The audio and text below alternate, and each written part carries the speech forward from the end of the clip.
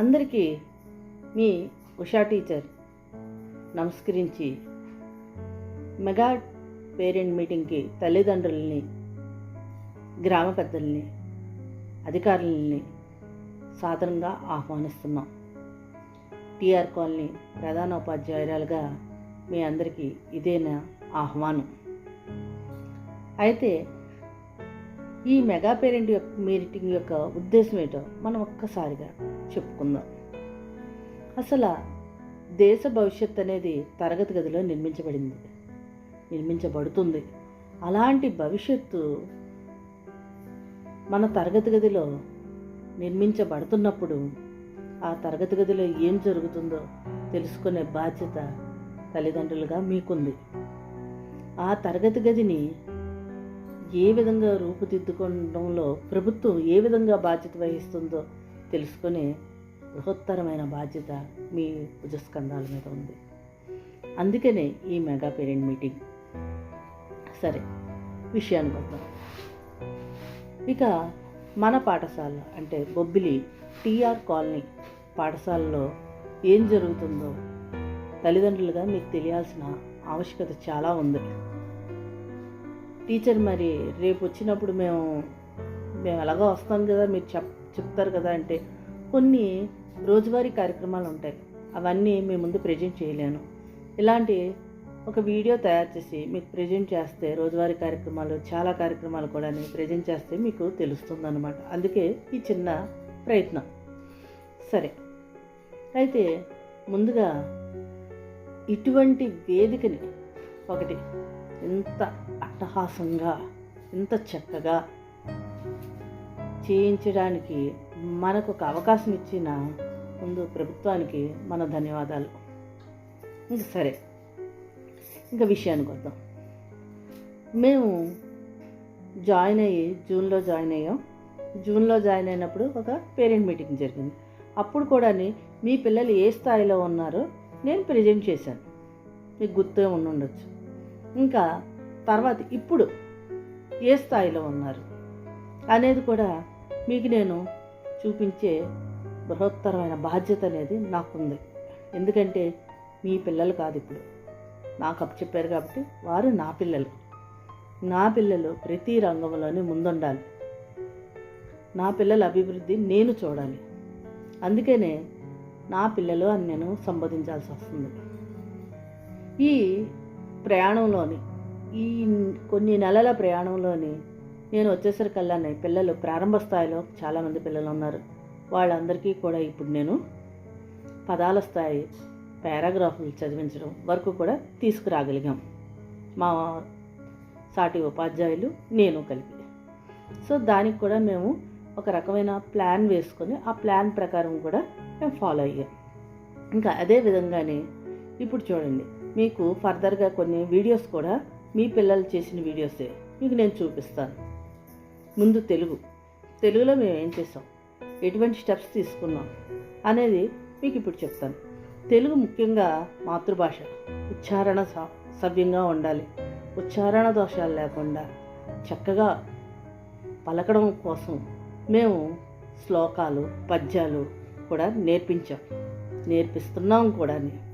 ఇంకా అదేవిధంగానే దానికి సంబంధించిన ఓన్గా మా పిల్లల స్థాయికి అనుగుణంగా మేము కొంత మెటీరియల్ కూడా రోజువారీ మెటీరియల్ తయారు చేసి పిల్లలకు అందిస్తున్నాం. దానికి ప్రతిరోజు కూడా మేము ప్రాక్టీస్ ఇస్తున్నాం. ఆ విధంగా తెలుగులో ఇంప్రూవ్మెంట్ అనేది తీసుకురాగలిగాం.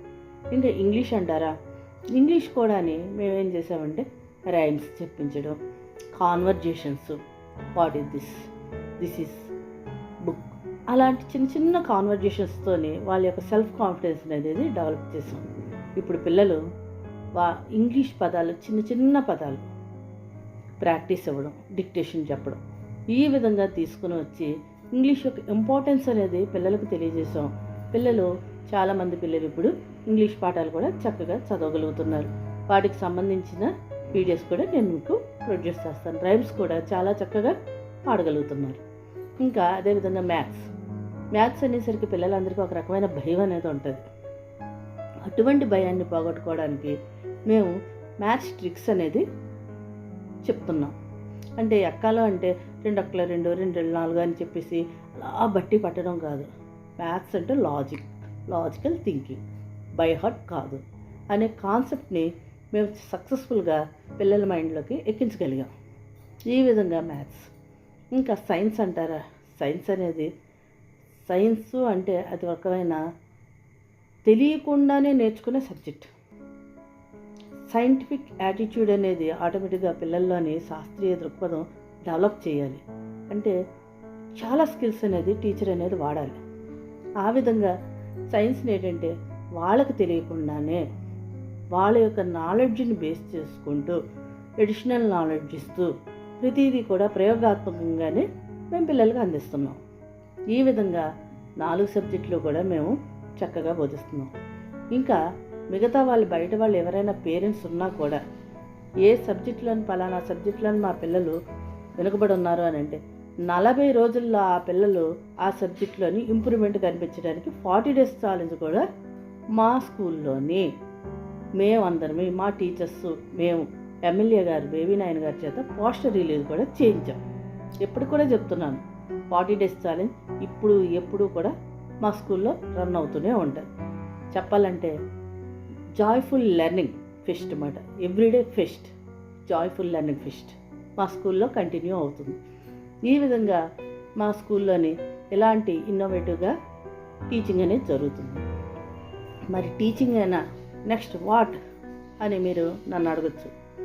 అదేవిధంగా లైబ్రరీ బుక్స్ కూడా మేము అందుబాటులో ఉంచుతాం.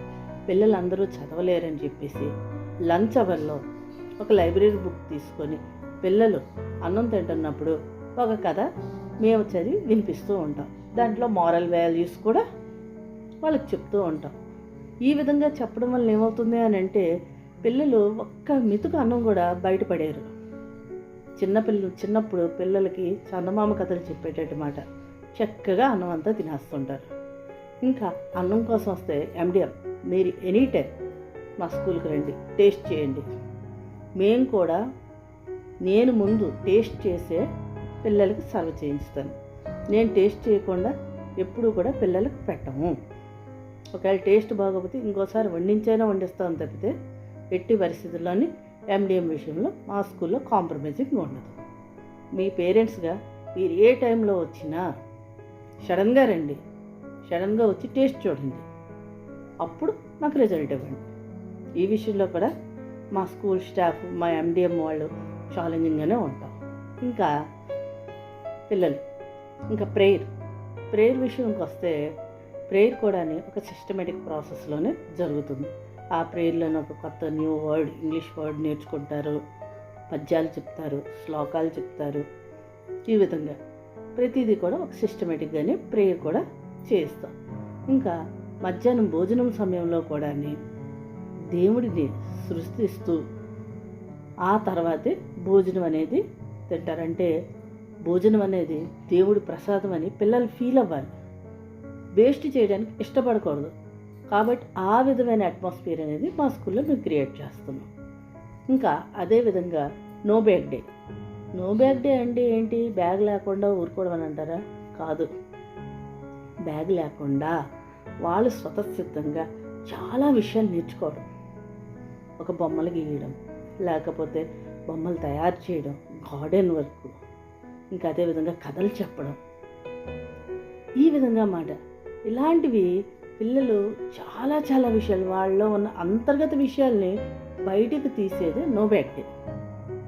ఆ విధంగా వాళ్ళ యొక్క ఇంట్రెస్ట్ అనేది ఆ రోజు మేము క్యాచ్ చేస్తూ ఉంటాం అన్నమాట. ఆ ఇంట్రెస్ట్ని బట్టి అది బేస్ చేసుకొని మిగిలిన రోజుల్లో వాళ్ళకి లెసన్స్ చెప్పడానికి ఈజీగా ఉంటుంది. సో ప్రతి ఈవెంట్ని కూడా మేము బేస్ చేసుకొని వాళ్ళకి నచ్చిన రీతిలో మేము పాఠ్యాంశాలను బోధించడం అనేది జరుగుతుంది. ఎప్పుడూ కూడా పిల్లవాడి మీద మేము రుద్దం. పిల్లవాడిని దాని యొక్క ఆవశ్యకత తెలుసుకొని నేర్చుకునే విధంగానే మన స్కూల్లో మేము టీచర్స్ అందరివి కూడా పాటుపడుతూ ఉంటాం. ఇంకా అదేవిధంగా మొన్న మా ఎమ్మెల్యే గారు బేబీ నాయన్ గారు వచ్చి, రంగారావు గారు వచ్చి స్కూల్ యొక్క విషయం చూసి స్కూల్కి డెవలప్మెంట్కి తన పాసిబిలిటీ బట్టి తను చేస్తానని కూడా మాకు మాట ఇచ్చారు. సో మాకు పబ్లిక్ సపోర్ట్ కూడా ఉంది. అది ఈ విధంగా అన్ని రకాల సపోర్ట్స్ తీసుకొని మా స్కూల్ డెవలప్మెంట్ అనేది మేము చేయడానికి మా టీచర్స్ నేను నడుము బిగించాం.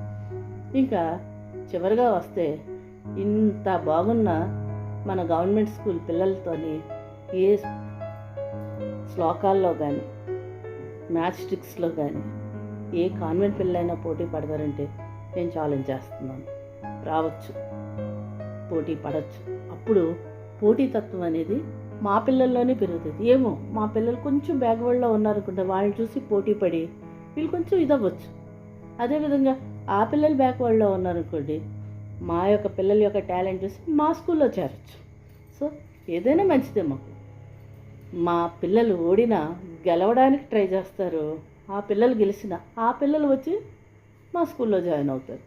ఈ విధంగా ఛాలెంజ్ అనేది ఎప్పుడు కూడా మా స్కూల్ ఛాలెంజింగ్గానే వర్క్ చేస్తుంది.